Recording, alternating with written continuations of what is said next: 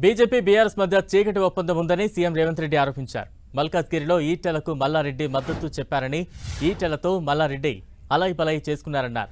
మల్లారెడ్డిపై కేసీఆర్ ఎలాంటి చర్యలు తీసుకోలేదని, కనీసం షోకాజ్ నోటీస్ అయినా ఇవ్వలేదన్నారు.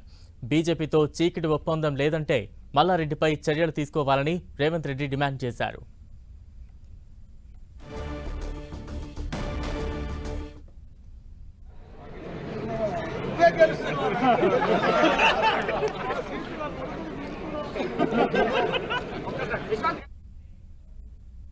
నిన్న మేడ్చల్ ఎమ్మెల్యే స్పష్టంగా చెప్పిండు, మేము బీజేపీ గెలిపిస్తాం, బీజేపీ గెలుస్తుంది మల్కాజ్గిరిలో అని.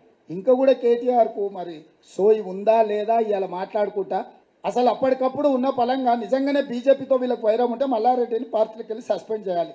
బహిరంగంగా ప్రజల ముందు బీజేపీ అభ్యర్థిని అలైబలై చేసుకొని ఆయనే గెలుస్తాడని ఆయనకు సహకరిస్తుంటే ఆయన అసెంబ్లీ నియోజకవర్గం ఉన్న ప్రాంతంలో మేడ్చల్ ఎమ్మెల్యే మీద చర్యలు తీసుకోకపోను ఈరోజు కేటీఆర్ సమర్థించడం దేనికి సూచన?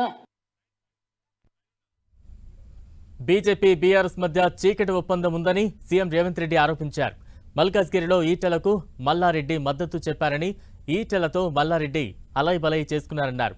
మల్లారెడ్డిపై కేసీఆర్ ఎలాంటి చర్యలు తీసుకోలేదని, కనీసం షోకాజ్ నోటీస్ అయినా ఇవ్వలేదన్నారు.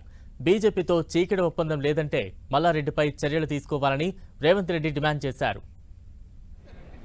మొదటి నుంచి చెప్పిన 5 పార్లమెంటు నియోజకవర్గాలను తాకట్టు పెట్టినరు బీజేపీకి బీఆర్ఎస్ వాళ్ళని.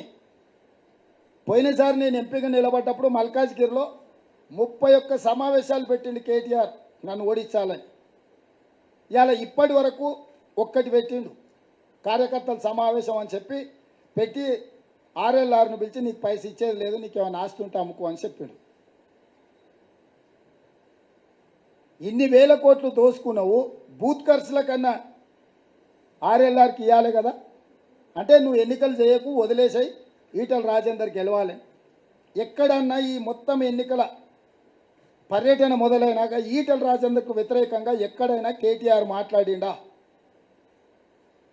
కేటీఆర్ కేసీఆర్కు వ్యతిరేకంగా ఈటల రాజేందర్ ఎక్కడైనా మాట్లాడిండా? నిన్న నా మీద సవాల్ విసురుతున్నాడు, నువ్వు భూములు అమ్మకుంటే రైతులకు రుణమాఫీ చేయని.